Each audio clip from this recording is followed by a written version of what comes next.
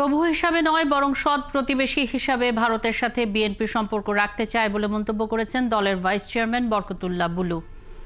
সোমবার নিজ নির্বাচনী এলাকা নোয়াখালীর বেগমগঞ্জের এখলাসপুরে বন্যা দুর্গতদের মাঝে ত্রাণ বিতরণ শেষে সাংবাদিকদের কাছে তিনি একথা বলেন। বরকতুল্লাহ বুলু বলেন, ভারত গত 17 বছর বিএনপির কোনো কথা শোনেনি, বরং শেখ হাসিনাকে তাদের কোনো অঙ্গরাজ্যের মুখ্যমন্ত্রী হিসেবে ব্যবহার করে বাংলাদেশের সার্বভৌমত্ব ক্ষুণ্ণ করেছে। এখন থেকে আর তেমনটি মেনে নেওয়া হবে না।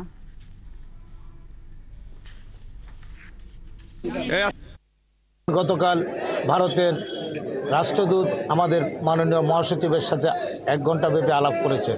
তারা প্রতিবেশী হিসাবে, যদি সৎ প্রতিবেশী হিসাবে যদি তারা শহীদ প্রেসিডেন্ট জিয়া রহমান যে ভিত্তিতে আমাদের পররাষ্ট্রনীতি দাঁড় করিয়েছিলেন সেটি যদি ভারত মেনে নেয়, ভারতের সাথে বিএনপিরও প্রতিবেশী হিসাবে আমাদের দেশে একটা সম্পর্ক হতে পারে।